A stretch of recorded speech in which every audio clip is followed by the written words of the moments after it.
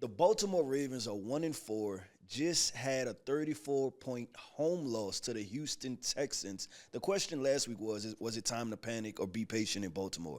This week, the question is, do the Baltimore Ravens have a head coach problem? No, they don't have a head coaching problem. John Harbaugh is way too established in the NFL. He's won for way too long. He's won way too many ways for everybody to overreact. They have an injury problem. They have a quarterback problem, obviously. Without Lamar, I don't understand what you think you're going to get. Cooper Rush is not Lamar, doesn't play like Lamar, doesn't philosophically make any sense. But you know who sure would be fun to watch right now? Shedeur Sanders. It's almost like if you hadn't listened to your daddy and instead listened to, I don't know, everybody else on the outside who understands the Baltimore Ravens are a great franchise, that's what we'd be doing. But back to your original question, no, they don't have a coaching problem. It's John Harbaugh. It's John Harbaugh. And on top of that, the resume speaks for itself. They are decimated on the defensive side of the football. It is bad. But what happened today on Sunday was egregious. It was a lifeless performance on defense. It was a lackluster performance on defense. Just the little stuff they're not doing, and that's very unlike John Harbaugh. So one of the best coaches that I've ever been around, Bruce Arians, used to say, listen, the coaches get way too much credit sometimes and they get way too much fault. And that's how I truly believe that is true. The players make the plays. Yeah. The players make the plays. These are grown-ass men. These are professionals. This is not college football. This is the NFL. They've all been in this system to know long enough what they need to do on Sundays. And at a certain point, a leader in that locker room needs to do something. They need to do something about it because Marlon Humphrey getting on his podcast afterwards and acting a fool, that sure as shit ain't it. That sure as shit ain't it. Somebody got to do something, and it can't be John Harbaugh because there's only so much motivational speech from a coach can do.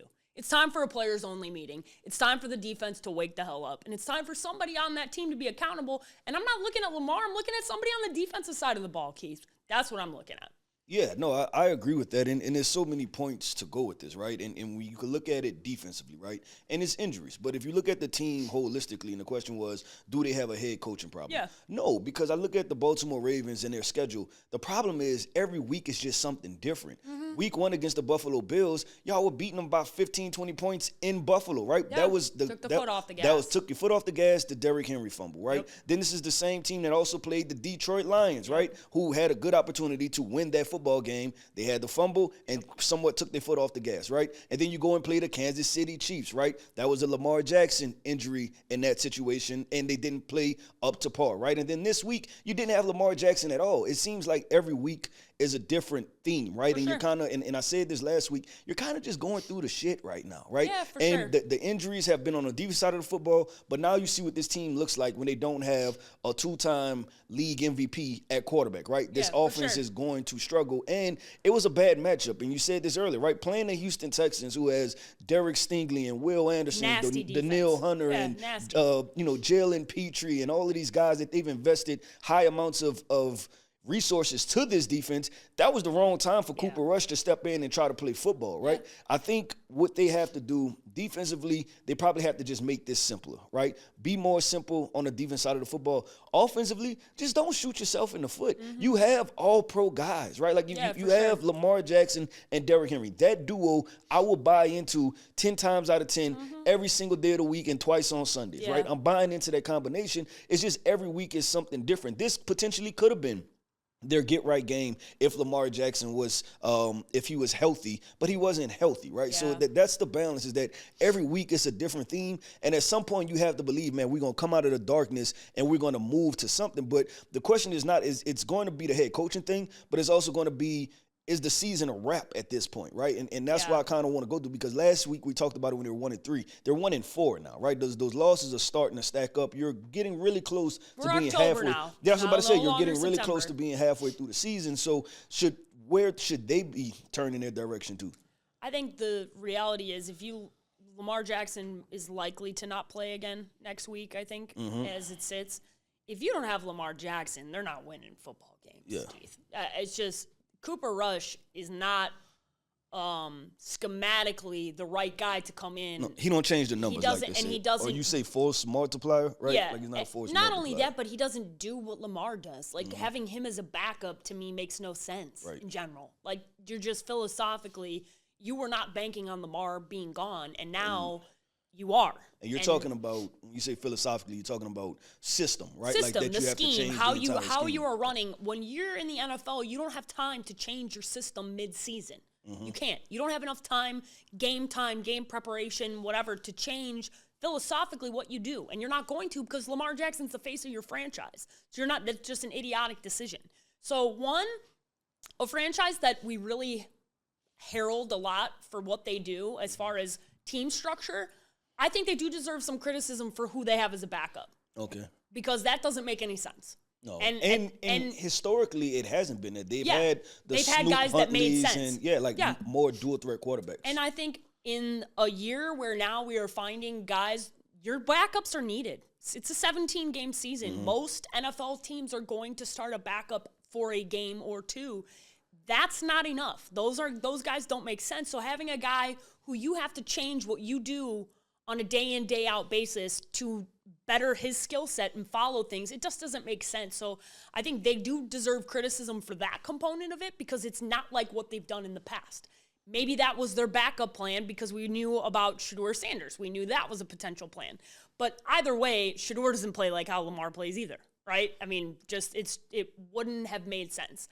I think they deserve criticism. I think they deserve criticism across the board. But at a certain point, when you're talking about guys who have been in this system for as long as they have, somebody needs to step up that's not a coach. Yeah. It has to be. Somebody, and I am a massive proponent. I always have been. I started podcasts with my buddies when I was back in college.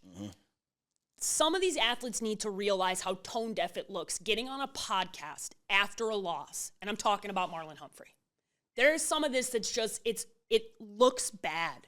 When you're getting your ass whooped and then you're doing goofy stuff off the field, fans pay attention, owners pay attention, coaches pay attention. There's a lot of distractions. And when you're allotted the opportunity to have distractions off the field when you win.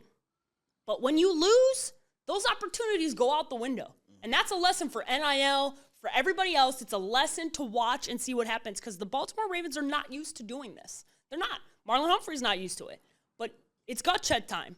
Who the hell wants to step up and be somebody?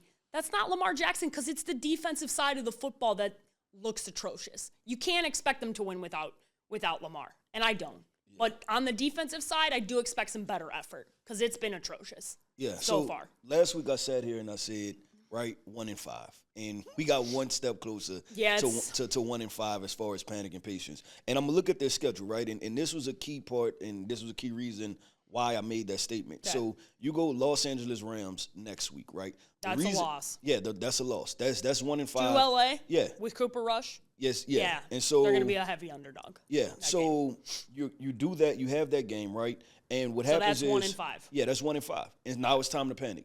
But that's at a perfect time in their schedule because, one, they have a bye week, and then, two, they hit this stretch of games right here. You hit the Bears, the Dolphins, the Vikings, the Browns, the Jets, the Bengals, the Steelers, the Bengals, the Patriots, and then Packers, Steelers. So that stretch is about a 6-7 game week stretch, right? Starting with the Bears, that's where you like, you know what, if we're going to make a run, our run is in that window right there. Lamar Jackson will be able to come back. He'll be able to come back healthy. That's the Baltimore Ravens. That's the fan base. That's the team. That's where you find the optimism, is that we can make runs. And it's not like we're talking about a okay or average team. This team consistently over the past 5-10 years have won 6, 7, 8 games in a row. That's how you get to 12, 13, 14 wins, right? So can they do it? I believe they can because of the talent part of it. Now it's just about everything meshing, and you're just hoping with that bye week that Lamar Jackson comes back healthy, the rest of the defense comes back healthy, and they figure it out and you can make a run.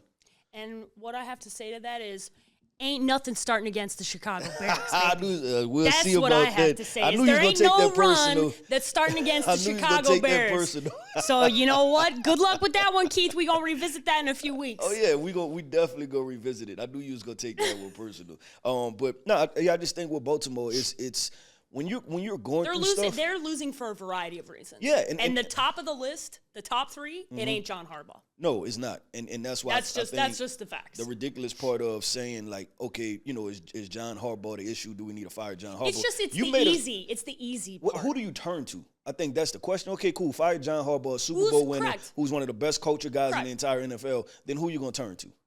Who's a better coach? It's crickets, right? Yeah, like it's gonna be crickets, and you're not gonna replace him and you're gonna lose your locker room. Yeah, but more so. Yep. You need to be There's a difference between what happens when you can see guys that are no longer, they've lost the messaging. There's a variety of problems, and it starts with mentally some of these guys just not putting it all together. And that's not on the coach, that's on the individual players. Yeah, the guys I better hear about a players-only meeting this week. A players-only meeting, and I don't care who leads it, but somebody better lead it. And it shouldn't be on John Harbaugh. You guys are professionals. Start showing up. Yep. That's it. I think that's it. Do your job, right? I think it's as simple as that. Yeah, and you can't throw your hands up in the air and say, oh, we're playing the Rams. Every game in the NFL is hard. It's a dogfight. Every week, every game. So guess what? Nobody feels bad for you. Everybody's got injuries. Figure it out. Yep. That's it. 100%. Figure it out. Well, let's do this. We have a nice tie-in, right? Because we're talking about the Baltimore Ravens, right? Mm-hmm. Now we're about to talk about the backup quarterback for the Cleveland Browns, who could have been a Baltimore Raven, but he chose to be a Cleveland Brown. Yet our guy that, he says a lot of pantomiming. Yes, pantomiming. Yeah. From an advice perspective, right? Mm-hmm. What advice do we give Shedeur Sanders moving forward? Because it seems as though there's a lot of attention around him, and it seems like he invites attention also, and it doesn't always directly get perceived the right way through the media. So what is the advice for Shedeur Sanders? The advice is stop listening to your dad. And this isn't because Deion isn't a spectacular player or father. It's just he is not equipped to help you through this. And I'll tell you why. He played cornerback in the 90s. It is 2025, and you play quarterback. Everybody in the media and everybody in the NFL would tell you the same thing unanimously. There is a different set of rules. There is a different set of expectations. There is a different set of media guidelines that exist for one position and one position alone, and it's quarterback. And Deion Sanders is not equipped to help his son through that because he never played quarterback. He didn't even play on that side of the ball. Like, it's his best, what he did and who he is as a person, his talent is so great that he doesn't understand what it's like to be Shedeur. Because he's never had to be a backup, anything, ever, because he was that talented. And I understand, listen, I have a father who always tried his best. And I don't think Deion is maliciously doing anything because he's trying to protect his kid. But you're very clearly failing, and you're failing out loud, and everybody's seeing it. So I know for a fact that they have smart people in their inner circle because Tom Brady is one of those people. Tom Brady, there is no chance in hell that Tom Brady would sign off on the bullshit that Shedeur Sanders did the other day. Right. No chance in hell. And he was a backup quarterback. And he was a guy who sat and had to come in and earned a moment that he took and ran with. Let's break it down, though. What Shedeur did, was the action actually that bad? No, it was just immature and stupid. Okay, and so then let's talk about that. And quite frankly, as somebody who's been in the media for a long time, and I've been in locker rooms, I've covered multiple sports, all four major sports, I have never seen anything that strange. And I've seen a lot of weird shit. That was the weirdest behavior. It was just strange. Like, I don't understand who told him to do that because there's no chance he just decided to do that in the moment. Nobody decides to mime in the moment. Right. It's insane to sit there, and he didn't do it once. It was multiple questions in a row. Yeah. No, so I'm going to take not the opposite side, right, but explaining this part. Yeah. All of this is in context of providing advice, right? Yeah, we're just trying to help Shedeur because we like Shedeur. Yeah, you're hearing criticism, right? And him not responding to the reporters by not saying anything, which was a direct message to Rex Ryan, and basically Rex told him to be quiet, right? So and you're talking about one individual. Yeah. You're talking about one man on one show in one moment. Why did you take your one moment to respond to one guy? Yeah.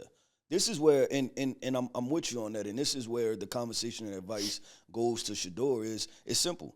Ignore the haters, man. Yes. Like, it's not worth it at the end of the day. No. And let your play speak for itself, and your time will come to where you can shut all the haters up, right? Because if they're talking, that means they're not playing. You have an opportunity to prove everybody wrong. But you're going to talk yourself out of an opportunity to have a moment by being stupid. Yeah, which is literally, because that's what we are flirting with. Him talking and behaving his way out of an opportunity for the NFL. So, and I say that word on purpose. Opportunity. Nobody deserves anything in life. But you definitely, in the NFL, it stands for not for long. You don't deserve anything. So nobody owes you anything. Yeah, self-awareness, right? Matters. I think if this was another backup quarterback, I don't know why this random guy came in my mind, right? If this was Kellen Mond, right, from a few years ago, I don't know why, I just thought of a backup. It's super random. Yeah, random. I don't even know if he's still in the league. I don't think so. I don't know why that came up. But if this was Kellen Mond and he did that, would it have been as big of a story? No. But people would have mocked the shit out of it. Yeah, I think people would have mocked it. I don't think it would have been as big of a story. And I guess my question is, because he has a brand. Yeah, so is he up against the threshold of any and everything I do, people are going to be critical of it? No, because you know what? I have a simple statement that would have very clearly gotten you in 0% trouble. Mm-hmm. All you need to do is prepare ahead of time. There is no chance that the Cleveland Browns PR staff signed off on him doing that dumb shit. Well, I've seen give your kid one statement, and also some of this is on the Browns. Well, because I've seen why are you guys making him available to the media? Yep, I've seen that for clicks. Let's be honest. That's Jimmy Haslam. That's the owner. You deserve some of the blame here too, big dog, because nobody else is getting asked questions. No other backup, no other third-string quarterbacks getting asked questions. And I understand there's an interest factor, but I also understand protecting your guy from himself. And you're not doing that. No. There's a lot of blame to go around. And quite frankly, I blame Shedeur like the least. I blame his dad more than I blame Shedeur. I blame the Browns more than I blame. And I know people are going to be like, oh, you're just riding for Shedeur. No, I'm being critical of the behavior. It's unacceptable what he did. But somebody told him to do that. Yeah. He talked about that with somebody. And I guarantee his dad knew about it ahead of time. Yeah. And the fact that his father did not tell him, not only did he not tell him not to do it, but then after the fact, he comments on it on Instagram, a public platform where, mind you, he is also the head football coach of a college football team where he is walking into mothers and fathers and telling them that you should trust me to lead your son. What about what he just did makes any mother or father want to let him be the head coach? I'm asking you honestly. You worked in recruiting. Yeah. If your sons, you've got 3 sons, that behavior, that is not good behavior to teach somebody. And if that's what you're teaching your son, what are you going to be teaching my son? Right.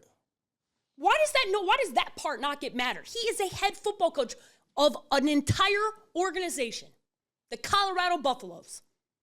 Maybe he should focus more of his attention on that since they seem to keep losing. They got plenty to pay attention to over there. I agree, and I understand fully where you're coming from. I think just back to the Shedeur conversation. Hire an outside PR firm. Yeah. Hire anybody in crisis PR. Hire Nicole Lynn. I saw you talking to Nicole Lynn at the Combine. I can guarantee you Nicole Lynn will have you prepared. There's a reason why you need an agent through this process, and it's because they know what they're doing. Is he too deep in it now? He needs to do something. Otherwise, this cannot continue, Keith. It can't. If this continues, what I said earlier will happen. He will talk the bullshit, pantomiming in a fucking press conference. I guess maybe what are you talking about? I didn't see it as that bad. I thought it was funny, kind of. Like there was no part of me that laughed. I thought it was like, this is crazy. No, crazy is the right word. Yeah. Childish is the right word. Yeah. But he is, quote unquote, the week prior said that he is better than some of the starting NFL quarterbacks in the NFL. Okay? What I can assure you of is there is no NFL quarterback that's coming into a press conference and miming. That was stupid. It was immature and it was weird. It was bizarre. Because nobody on earth knew what you were doing. You wanted to make a comment to Rex Ryan? Hey, Deion, didn't you used to work amongst half of the guys that work at ESPN? You think Deion Sanders couldn't get a phone call in to Rex Ryan? He's 1 degree of separation away from Rex. You want to handle that? You know how you handle it? In private, like a man. Not in public like that. That didn't tell me anything. You didn't stand on business. You participated in the business. You participated in the bullshit. What you needed to do was quiet the noise. And instead, you took a grenade and you threw it into the middle of the noise. Yeah, and my question would be, what if he feels as though there's going to be noise anyway? Then I wasn't even saying then anything. You're wrong. You're wrong. Because a well-prepared statement saying something about your teammate, I will do whatever I can to be the best teammate to Dillon Gabriel in his first start. End quote. Conversation over. Yeah. Nobody's saying anything. I could write 15 PR statements in 5 minutes. Chat GPT a PR statement. It's not that hard. Literally, you could chat GPT. You could ask Siri to give you a better way to handle that situation. We're in the information age, and you couldn't find a way. Because I guarantee you there was a conversation that happened where a group of people that are in the Sanders camp thought that that was going to be funny. And all of you should have your heads checked. Because for the life of me, I cannot understand how none of you saw that just turning into an epic fail. Yeah, I don't know on a day where we were supposed to be talking about Dillon Gabriel, who, by the way, earned the right to play in this league too. Yeah, for sure. And nobody was talking about him. Instead of, we were talking about miming. Part of that is bad too. That gives me the ick. It does. Because instead of talking about a kid who earned the opportunity, we were talking about somebody miming. And so whose fault is that? It's everybody's fault. Is that the media fault or is that It's also his fault too. He did it. He participated in the act. You know what doesn't cause headlines? A well-prepared PR statement. That's true. I think there's a lot of elements to it. And I know it's true because I've covered the sports for a long time. There is a textbook on how to handle situations, and apparently nobody in the Sanders camp wants to participate in the textbook. They just want to do whatever they want with no consequences. Yeah, and that's why I said, is it too far gone that he's going to continue to... I hope Shedeur does it for himself. Shedeur is his own man. Yeah, and I will have to ask you, you have to ask yourself, and I will ask you by presenting this, if that's how you were raised, would you want to go out any different way but being exactly who you were? And that becomes the question, right? Like, how do I want to come in? How do I want to leave? Because this, and what I see from Shedeur, what I see from this entire camp, the entire time, they've always addressed the bullshit, right? People say stuff, they see it, they address it directly. That's who Deion has been his entire life. We talk about it. That's part of his success, right? 100%. Is because he's wake up every single morning and believe that he's one of the greatest people ever, and he goes attack it, and he attacks every single day. He is one of the greatest players ever. Okay. Shedeur's not. You can't say that.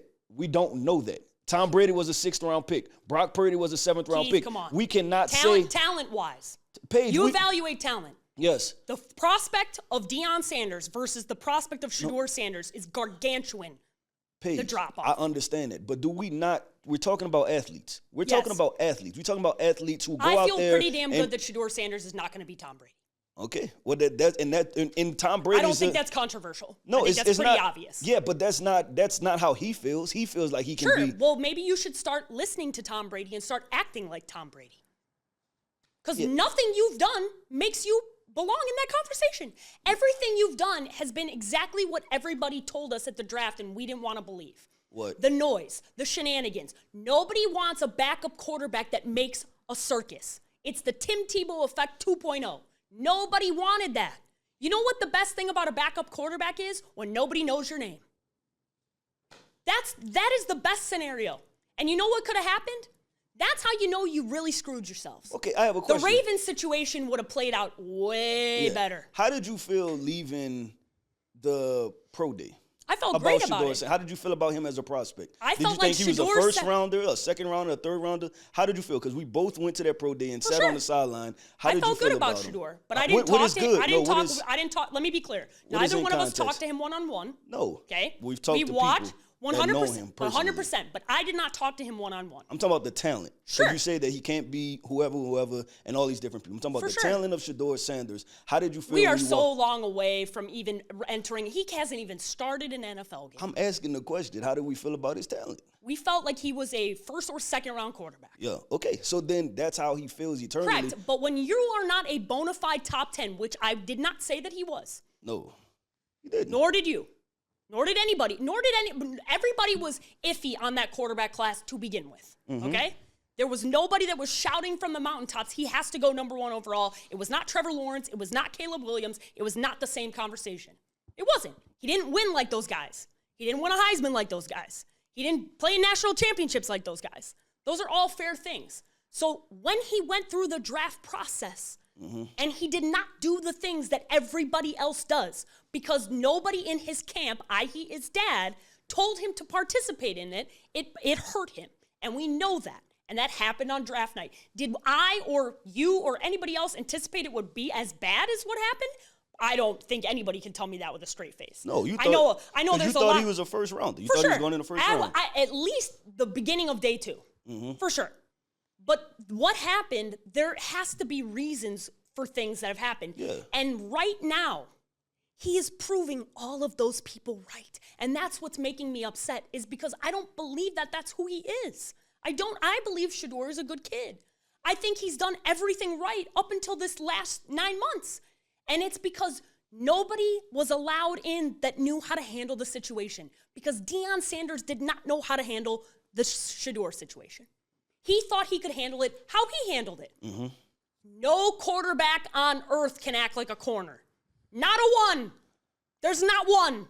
It's never happened, and it never will. There is a different set of circumstances, and somebody on the outside would have told him that Nicole Lynn would have been a perfect one. Yeah, I agree. Well, I think that's a perfect way to lead this conversation off. Hire a PR firm, ChatGPT PR, anybody other than your dad. Because he apparently thought it was funny. Did any NFL owner think it was funny? Do you think any NFL owner saw that and thought, I want to have my billion-dollar franchise run by that? No, but that's what you're talking about. You're talking about a $1 billion toy. Yeah. That you want to turn over to somebody. And that's that's not happening. You just turned off everybody outside of Cleveland to you too. And that's where I'm like, at a certain point, Browns, stop making him available to the media. Let's start there, okay? That's my first piece of advice. Second piece of advice, hire somebody who's not named Sanders. Hire anybody who is a crisis, because you are in crisis mode now. Let me be clear. You are in PR crisis mode now. Hire them to help you through this. So you better understand how to handle this moving forward. And it's not going to be, your dad's not going to do it, so you got to do it, Shedeur. Yeah, yep. All right, well, let's do this, because we talked about Brock Purdy, right? And interestingly enough, Brock Purdy is injured, and Mac Jones has stepped in. Mac Jones has not only stepped in, he stepped in and played really good football, almost like the first-round pick, even though, when people say he didn't have the talent and wrote him off and said he wasn't good enough, now situations matter, right? He's in a better situation. For sure. So with Brock Purdy, I want to simply ask the question is he guaranteed to get his job back with the San Francisco 49ers? Yeah, he is. I think it's nice that we're having the conversation, but the reality is they paid Brock Purdy to be a starter in this league for the next 5 years. And for the reasons that we talked about earlier in this episode, every team in the NFL needs a good backup. Every single team in the NFL needs a Mac Jones. And also, I've seen C.J. Beathard look good for a couple of games under Kyle Shanahan. I've seen a lot of very mid quarterbacks look okay for a stretch. Backup quarterbacks is the favorite thing that everybody likes to talk about. Yeah, let's see what you look like over 8 games. Mac Jones has looked good, but it's easy to come in for a couple games and look good. What's the sample size look like after 8, 10, 12, 16? Brock Purdy's still the starter here. The thing that Mac has allowed them to do is actually allow Brock to actually get healthy. Yeah. And that's what every backup in the NFL should be. Give you a chance to compete. Give you a chance for you. When you have a guy down, you have the opportunity to come back. And I get what's going on, but you know what I would be doing? Picking up the phone and calling the Cincinnati Bengals. Picking up the phone and potentially trying to offload this because San Francisco could use some draft picks. That's what I would be thinking about. Yeah, so I to answer that question. Because you're not Brock Purdy's your starter. Yeah, Brock Purdy's your starting quarterback, but the issue is not a Brock Purdy issue. I think it's a Kyle Shanahan issue. And I think at some point he should have looked himself in the mirror when they were going through negotiations with Brock Purdy and asked himself, am I really that guy or not? Because if you truly feel like you're that guy, you found Brock Purdy, you coach C.J. Beathard, you coach Jimmy Garoppolo, right? You've had success. You had RG3, you had Kirk Cousins. You've had all of these mid-tier quarterbacks that people said weren't going to be good, and you've gotten production out of them. So the question becomes, man, I'm sitting here with Mac Jones, who was also a first-round pick, right, in the 2021 draft, and now I'm having success with him. If I was Kyle Shanahan, I thought that was the right moment to potentially risk it and say, you know what, let's go build the rest of this roster up again, and I can find me a quarterback. And I think that's what he's going through now with the Mac Jones situation, is that Mac Jones has enough talent. You asked me in the last segment with Shedeur Sanders and watching the film, right? Yeah. What I seen on the sideline was Shedeur Sanders has enough talent to play at a high level in the NFL.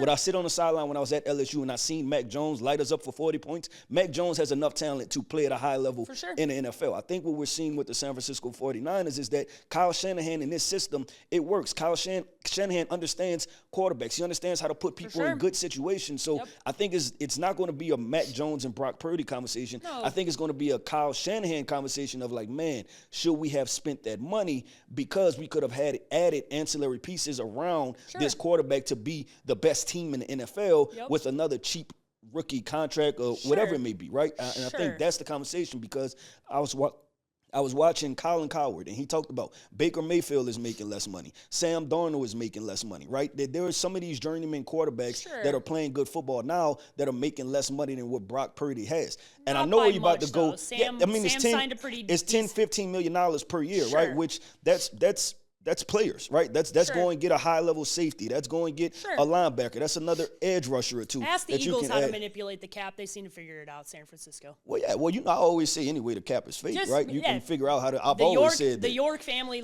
figure out a way. You're just going to have to fork over cash. Yeah. The reality is you can't have buyer's remorse. It's too late. Yeah, you already did it. I'm not. Yeah, that wasn't the point I was making. The point is, it's already done. Brock Purdy's your starter. Okay. You paid him to be your starter. You paid him long term to be your starter. There is no quarterback controversy because he is the starter. He's paid to be the starter. Mac Jones is a nice ancillary piece that, quite frankly, every NFL team should be looking to try to have a secondary quarterback. Are we sure that he's only an ancillary piece? Are we it's sure a short, this is not, it's a short sample size. I sure as hell am not ready to. I saw C.J. Beathard over the same stretch play really well, and C.J. Beathard is no longer in the league. But I don't know. Yeah. 3 games in, people didn't believe that Sam Darnold was Sam Darnold. Sure, but then I saw it over a long period of time. That's my point. So if Mac Jones continues to stack these performances, then are you sitting there where you have 2 starting quarterbacks? I agree with you that Brock Purdy is But you can't have 2 starting quarterbacks. I'm saying you have 2 starting caliber quarterbacks on your roster. Must be nice. Yeah. Must be nice. It's a great problem to have, but you paid Brock Purdy to be your starter. He's your starter. Yeah, and I think that's how it's going to end. But the conversation will, I think, projecting this forward. It's already happening. People love to pick apart Brock Purdy. It's one of the favorites of the media that loves to pick apart Brock Purdy, no matter what he does, no matter if he's winning, it's the same. It feels like the way I don't understand the Jalen Hurts conversation. I don't like, and Jalen's obviously won at a higher level, but Brock's had a lot of success, and I don't understand the level of hatred or excuses that are applied to certain guys, like Lamar Jackson, for instance, versus a Brock Purdy. I don't understand the conversation that happens. We are not consistent in the media in the excuses that we make for certain quarterbacks in certain situations. The reality is every quarterback needs a good team around him. Yeah, 100%. Every quarterback needs a good situation. Every quarterback needs a good running back, because you can't win without a running game, and you can't win without a good coach, and you can't win without a good defense. It takes all of it. And that has been for the history of the game and to continue moving forward. You cannot do anything in this league without a good everything. It's too hard. It's too competitive.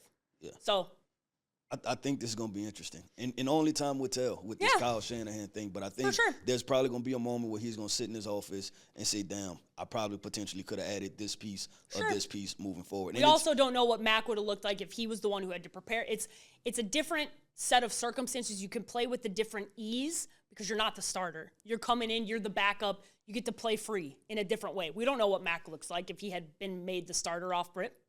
It's different. I mean, mentality. And you can make that argument. What if he looks even better because he's been taking all of the training camp reps? Yeah, I think you're looking at this as a slight on Brock Purdy. I'm looking at this as a Kyle Shanahan. This might have been an opportunity for you to like kind of drop your nuts in the way, right? To be like, you know what, I might be like if I believe the opportunity passed him. Here's my point, that if you believe that you're a quarterback guru, then you can, and that's what I know from coaches, right? Like I've been around really good coaches, and someone will be like, you know what, just give me the tools, the traits, and I'll figure the rest of the part out because I can coach, right? And I think when we look at the roster, I think him and John Lynch gonna have this conversation because they've had to let go some key pieces this past offseason, right? They had to let go their Pro Bowl safety, right? They had to let go, I think, Dre Greenlaw, really talented linebacker. So they had to let go some pieces, and now you're trying to figure out, okay, how do we continue to supplement this roster? Because to your point, every quarterback is going to need good players around it, but if we pay Brock Purdy, how do we put those other pieces? So I don't think it's a controversy, and I don't think it's a bad thing. You need to have backups that can play in this league to win, period. That is proven. Yeah. We need the whole league. Most of the league is going to have to start a backup at some point. So to me, the Niners are just ahead of the curve. This is part of the 17-game season starting to over the last 2 years. Now we're seeing some of the repercussions of that. Like, you need a backup that can play. Ask Cincinnati. Not working out so well right now. No, it's not. And they thought that Jake Browning could play too. Correct. So let's talk about this, man. Let's talk about the Philadelphia Eagles because their offense has been the talk of probably the entire NFL season, right? Yep. Good, bad, or indifferent. This past weekend, Sunday, they were up by 18 points on the Denver Broncos and found a way to lose the game. The question is, what is the issue with the Philadelphia Eagles offense? I think the Eagles have a bunch of issues, but most importantly, they didn't run the football in a situation that calls for running the football by every team on earth. When you're up by 18 points, what do you do to take time off the clock, Keith? Run the football. Thank you. Okay, so having 6 rushes for 30 yards for Saquon Barkley, they had a total of 11 rushes between Jalen Hurts, Saquon Barkley, and 3 other people. That just fundamentally doesn't make sense. When you are up 18 points, you coast. You go into, hey, we are going to run the football. We're going to run it down your throat. It's like they listened to everybody bitching about the outside noise of throwing the football and decided that this week was the week to do that. And I just, situationally, I don't understand that in the game. Yeah. And I had a tough time with being hypercritical of a team that was 4-0, but there were warts on that team. They were not winning pretty. They were not putting teams away.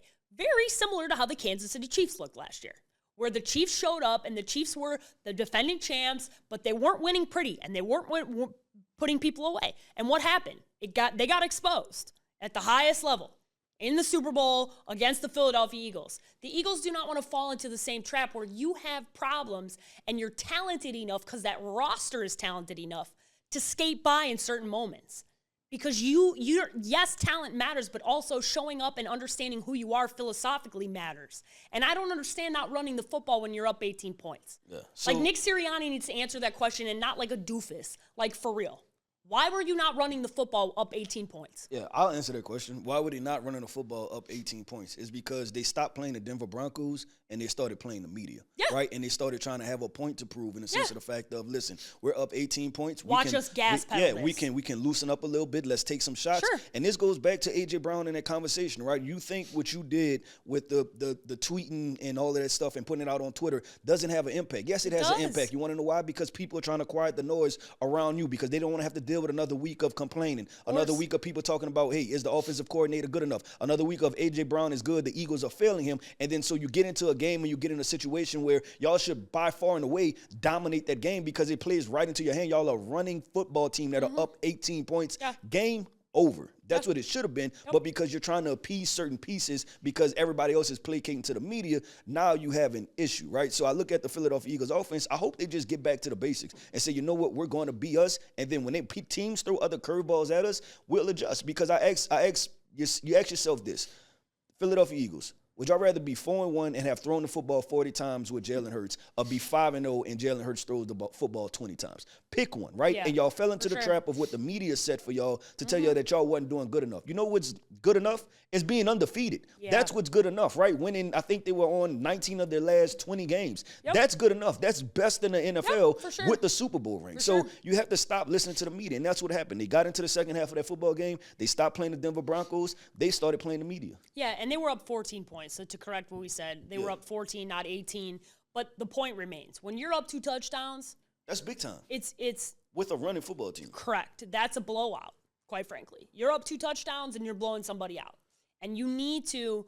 I don't care if they were up 3 points or 10 points. You have Saquon Barkley on your roster. You need to. He had rushed 6 rushes for 30 yards, 5 yards per carry. Why on earth are you not running the football? Why? It wasn't like they were stopping the run. They just weren't doing it. Yeah. And that's the part that I'm like, see, when you do something like that and you go completely out of character for what you've been the first 4 weeks of the year, I know somebody was listening to the noise. Mm-hmm. Whether that was the owner or the GM or the head coach or a tandem of the 3. Because I know that it's not Jalen Hurts. Right. No, he told y'all he don't care. He told y'all, like he's been telling y'all, continues to tell y'all. To me, I go, okay, philosophically, you guys need to decide who you are because you get yourselves in trouble. I used to tell this about Dallas. When you don't know what your team is, you have a problem. What is your team? What does your team run through? Does it run through Saquon Barkley or does it run through A.J. Brown? Right. Does it run through Jalen Hurts? Like, you guys keep listening to all the BS on the outside. No, it runs through Jalen Hurts and Saquon Barkley. I don't care if A.J. Brown is loud. If he doesn't like winning, then ship his ass out. That's it. Plain and simple. And I think this is A.J. making noise and the noise getting loud. Last time I checked, when A.J. didn't get any catches, they won the game. Yep. That's all I got to say. Yep, 100%. Let's do this. We have a Monday Night Football matchup. Sure do. We have the up-and-coming, young, expiring. Can I ask you something quickly? Yeah, go ahead. Did you think there was a shot in hell that when we looked at this game before the season started, that the Kansas City Chiefs would have a worse record than the Jacksonville Jaguars when this game happened? No. Nobody did, right? Nobody thought that the Kansas City Chiefs would be in desperation mode and the Jacksonville Jaguars would kind of be coasting, saying, we could afford to or a lose potential playoff team. Yeah, potential playoff team. No, I didn't. But I want to get into the Travis Hunter conversation, and because there's been a lot of the usage, right, of him, and that's been a talk of his draft process, his entire collegiate career, even this rookie year is like, okay, where is he going to play, how much is he going to play, wide receiver, corner, he's a dynamic athlete, what does he do? But something is missing, right? Something is missing, and I think offense, he has 159 snaps offensively, and defensively, he has 101 snaps. He plays 57% of the offensive snaps and 38% of the defensive snaps. Sure. So neither side of the football is he even touching the 70, 80% of snaps. Correct. So my question is, everybody thought and wondered, okay, is he going to play offense and defense? He's playing 50% or less than 50% of both sides of the football. Correct. And that doesn't equal 100%, no, right? It doesn't count the same. So question is, are they using Travis Hunter in the right way? No, they're not.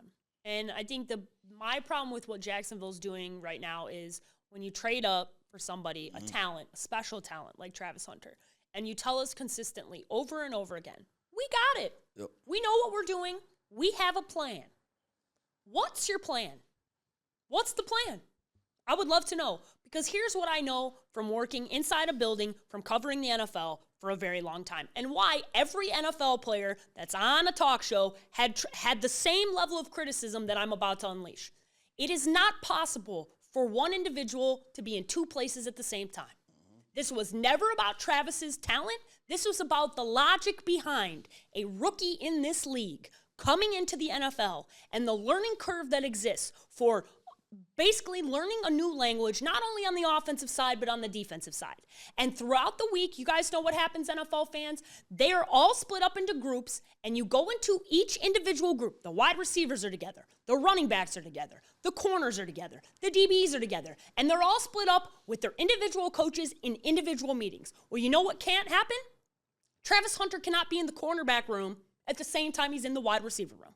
which means he was never learning how to play either side in totality or preparing for that. And that was always the criticism from everybody. And it wasn't a criticism of Travis. It was a criticism of the process. There wasn't good process because you can't do it. Maybe as he elevates in this league, it can happen. But what you guys are showing us right now is that Jacksonville, you're still Jacksonville.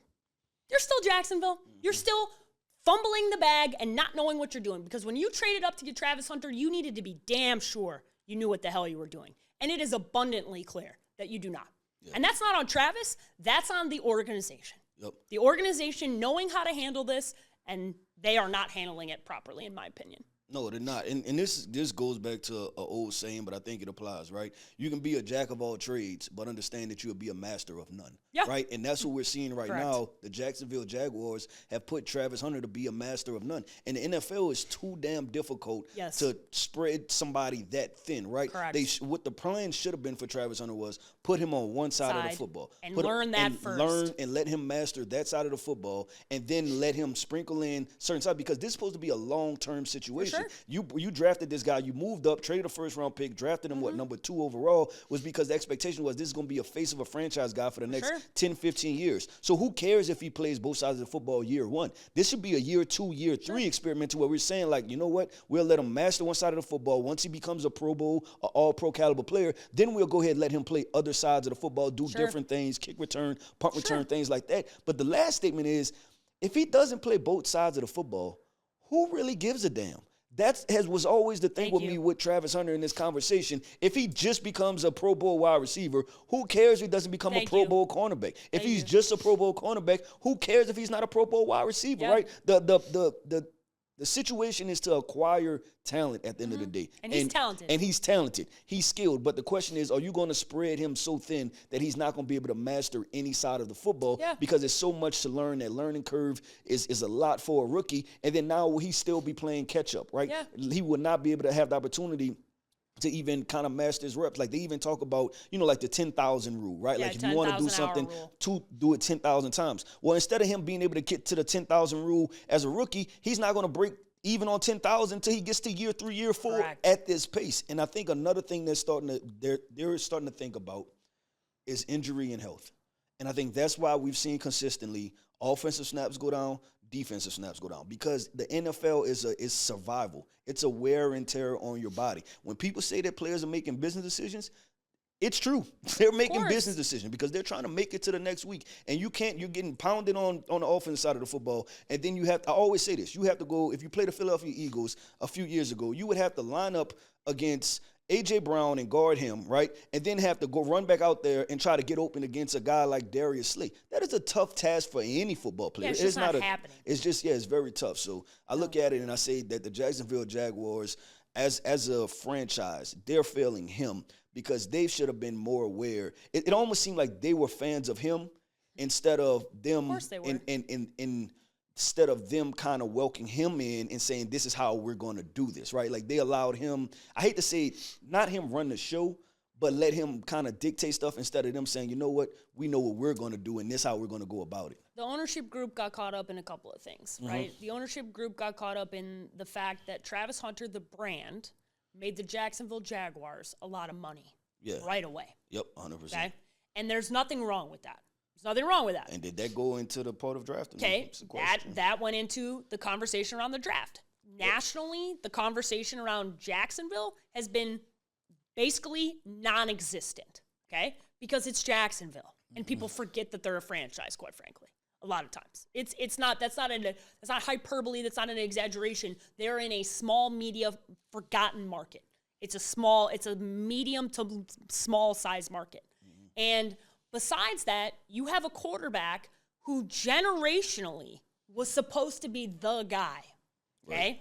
Right. And he is not the personality that they wanted, right? Because Trevor is a little quieter, a little more shy, a little more reserved.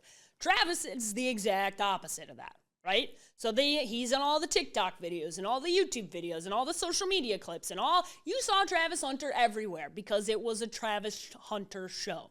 Now, none of that is applicable to football. So then football shows up. And the question I have for them is I'm watching this all play out, on your team, where is Travis Hunter needed more? Because that conversation matters.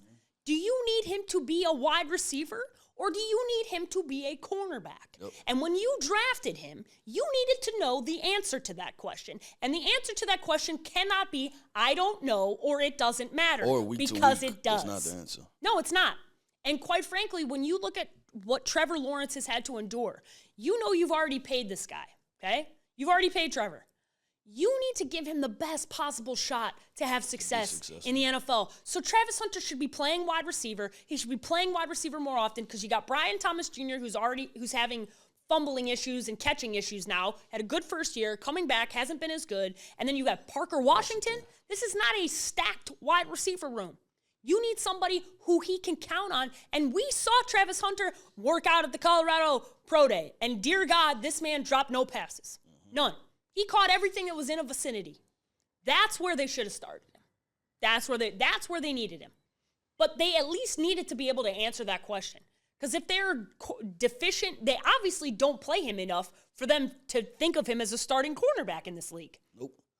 That matters. At this point, 57% of offensive snaps, that's not even a starting wide receiver role, right? You would love if you're talking about offensive snaps, you would love that to be somewhere around the 80%, right? I understand taking some plays off, things like that, but I'm sacrificing offensive snaps an opportunity for you to make a play offensively because I have you out there running a go route with a wide receiver 3 who doesn't even get the football. Think about in their state. In that state alone, in the state of Florida, there's another first-round wide receiver, Emeka Buka, who is making a crazy impact on a Buccaneers team that has significantly better wide receivers in the room. And he is still making a massive impact. That's the bar. That's the bar you're fighting in your own state. You don't even need to leave the state of Florida to understand what the bar should be. And I'm not saying that Travis can't be that guy. They're not even giving him the opportunity to be Emeka Buka. Because you know who I trust? Jason Light. You know who I don't trust? Anybody in Jacksonville. Sorry. That's just, you've proven to me that you guys don't have a plan. And the moment that he was drafted and the two of us were in Las Vegas, that was the immediate oh man, I just really don't like this for Travis. Yeah, don't know how this is going to Because they've proven to us that they fumbled what was a layup as far as getting a quarterback by hiring what I deem to be the worst hire in the history of the NFL in Urban Meyer. The stories that came out after that were catastrophic. It was so bad.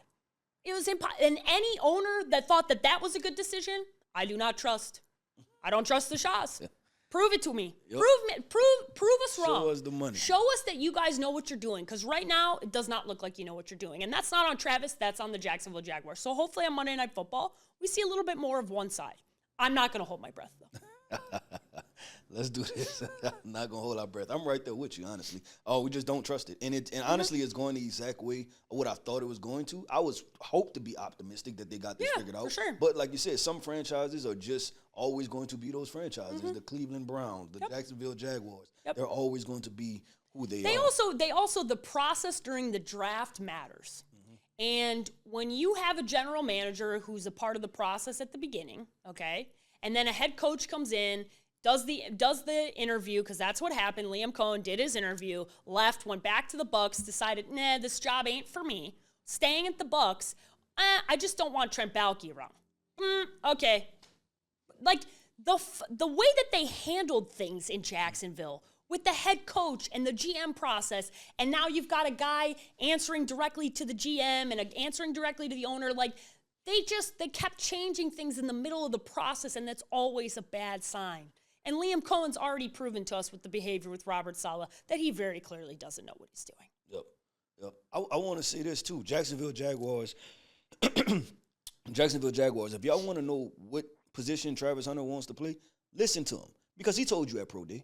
There were 100 scouts, GMs, everything was there. And what position did he play? He played wide receiver. If he wanted to play defensive back, he would have backpedaled. We didn't see Travis Hunter backpedal one time. Not one time. Throughout the whole draft process. Not only just pro day, the combine, we seen him backpedal not one time. Of course, he's telling y'all he wants to play wide receiver. Be the grown-ups in the room, Thank you. Be the adults, be the people with the experience, and tell him what he needs to do to get to a certain point. Have a year 1 plan, a year 2 plan, a year 3 plan, a year 4 plan for Travis Hunter. Not a Travis Hunter, we're happy to have you. That's losing mentality and that's winner mentality. You have to get over the fact of I'm just happy to be at the party. I'm just happy I got an invite. Yeah, and that's where the Jacksonville Jaguars are. They're just happy to have Travis Hunter. Yeah. No, you're going to lose the young man, and you're not going to get the very best out of him unless you guide this process. And you're going to lose your quarterback. Yeah. That's the other thing. Like, Trevor Lawrence is talented enough to win in this league. I believe that. Yeah. But you fundamentally and structurally have fumbled this so many different ways. Yep. Give your quarterback, the guy you paid, the guy you drafted, the best possible option. They're already doing commercials together. I don't need you to tell me what side of the football he needs to be playing. He's telling me with how he acts and what he does. Yep, 100%. It's very simple. Put him out there as a wide receiver. Let him get great. Let him get great. Not in college, not in the Big 12, not at Jackson State. Get great at the NFL level. And then once you've earned that right, you can go play some of the other side of the football. And the thing about Travis that we know to be true is that this is a kid who just loves playing football. Mm-hmm. You think he's going to be upset to go do this? No. Sure, he wanted to do the other side of the football, but he wanted to do whatever it took to be the best football player he could possibly be because he doesn't do anything else but play football. That's all he wants to do is play video games and play football. Yep. He's a good kid, man. The Jacksonville Jaguars are just a bad organization. Just don't fail them. Just don't fail them. Just try. Just try a little harder. Or give us a call, Shaw family. I'm happy to advise you on anything since you very clearly need it. Yep. Well, let's do this. It's that time. It's time for final point. I'm going to toss it to you and let you roll with your final point. My final point is one that, I just hate being right, but I was very, very right. And the New York Giants fans, I told you to enjoy your victory Monday, and I told you guys to enjoy the wins because they come and go very quickly. And boy, oh boy, did they go quickly because, man, I did not see this going this poorly. And not only did it go poorly, but it went poorly against the winless New Orleans Saints who got off the schneid. They got off the schneid and got a win. And we're not going to tolerate that. He's not a Saints fan. He's not a Saints fan. We back in it. He's not a Saints fan. He's a Cowboys fan. For those of you at home, don't let him fraud you into thinking that. But back to my final point, since he tried to break my stride, I will continue to address the camera. Listen, Giants fans, wins are really hard in this league. They're really hard. Here's what I know. That organization needs to make a change. Joe Sheen is not going to make it through this year. Brian Dable's probably not going to make it through this year. And Jackson Dart needs to make it through this year for you, for the future. And what you cannot do is you cannot ruin your rookie young guy because you decided that you wanted to play with your new toy. And this is what we were all afraid of. Because the way that they won a week prior was not a sustainable way to win in the NFL. So I hope this doesn't happen. I hope you didn't change to Jackson Dart to then change back to Russell Wilson. Because you want to talk about a way to kill a kid's confidence? That's the way. Yep. And all that positive juju, this week you're not going to see no Cam Scatterboo online. You're not going to see backflips. You're not going to see all the fun juju that was going on. You're going to see a lot of quiet this week. Because you just lost to the New Orleans Saints who hadn't won a game. And not only did you lose, you lost pretty handedly. So, message to all NFL fans, enjoy your victories and your victory Mondays because they don't last very long. And Giants fans, sorry to be right, but I told you so. Yep, and I just want to go to this point real quick, Paige Dimakos, because people tell us, they like to tell us on media that we're wrong, right? Yeah, for sure. YouTube, TikTok, the Twitter they always machine. have a lot of comments. Yeah, they tell us we're wrong. The reason why we were telling you to wait on playing Jackson Dart is because they just lost to the Saints, right? You want to know who's up next? A pissed-off Eagles team. You want to know who's after that? The Denver Broncos, who just beat the Philadelphia Eagles. Then you know who's after that again? The Philadelphia Another Eagles. pissed-off Philadelphia Eagles team. You know who's after that? The 49ers, who have 2 quarterbacks. Then you know who's after that? The Chicago Bears. We'll see how that goes. Then you have the Green Bay Packers. Then we have our guy Jets. We have his Detroit Lions. Yeah, it's a murderer's row. Yeah, it's tough. It's tough. This is not. This is why we told y'all to wait. This is why we told y'all to wait because you made a snap decision, and this is what happens when you're not in alignment. Yep. And what I mean by you're not in alignment from ownership general manager, head coach, and when you drafted the quarterback. Yep. You have a coaching staff and a general manager that have their ass on the line. Just worrying about getting fired. And they're worried about getting fired. They're not worried about the best thing for Jackson Dart. They're not worried about the best thing for the New York Giants. They're worried about the best thing for themselves. Yep. And that's a very unfortunate place for y'all to be. Yep, 100%. I've been there myself a lot, so this is coming from experience. Yep. My final point is to the Tennessee Titans.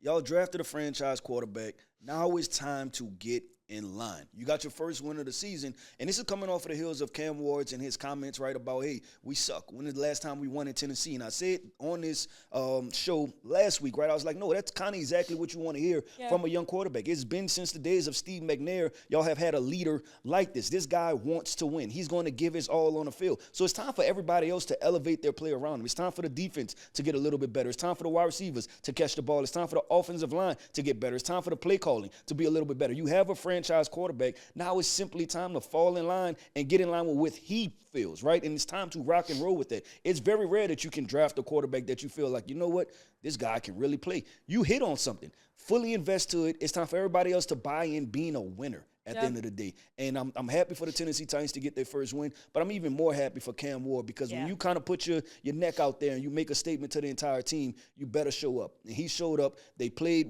decent against the Arizona Cardinals, but more importantly, they got the win. And now it's time for everybody else to elevate their play. Sometimes it's better to be lucky than be good. Yep, 100%. And this is the definition of that. The Tennessee Titans were very lucky, but you take this luck and you build off of it. I think this could be a statement win for this team. I think could be a total shift of how this franchise and how this organization handles things moving forward. Here's what I do know. Cam Ward is a winner. He finds a way to win, no matter what. And it is the responsibility of the Tennessee Titans, just like I call for every other organization, is the responsibility of the Tennessee Titans to do whatever they can to get the best out of that quarterback. And he showed you something today. 2-minute drill, no sweat for Cam Ward. He is ready for the moment. He's always been ready for the moment. And dear God, you know who's not ready for the moment? The Arizona Cardinals. And that'll be our next episode. We need to discuss what's going on with that team because I've never seen a more catastrophic loss than what the Arizona Cardinals did today. Yep, I agree with Paige Dimakos. I think that's a good way to wrap this up, right? I'm Keith Sanchez. That's Paige Dimakos. This is Draft Club. Players only.